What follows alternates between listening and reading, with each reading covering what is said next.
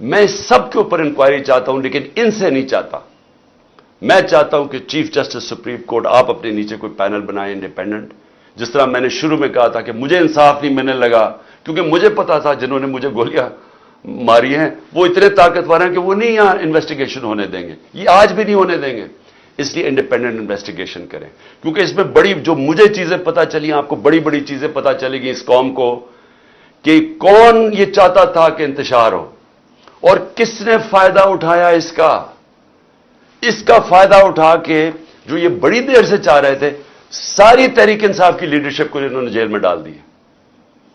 اب تک 3,500 ورکر ہمارے پکڑ کے جیل میں ڈال دیے, ابھی بھی پکڑ رہے ہیں ورکرز, اور صرف موقع کا فائدہ اٹھایا انہوں نے. میں ابھی آپ کو بتاؤں گا کہ باقی انہوں نے کیا کیا ہے. اس کی آڑ کے اندر کہ جی بہت بڑا تحریک انصاف کو دہشت گرد جماعت ہے, اس نے کیا کیا ظلم کیا ہے اس کو اٹھا کے بہانہ بنا کے انہوں نے کریک ڈاؤن شروع کر دیا, وہ جو یہ پہلے سے ہی چاہتے تھے.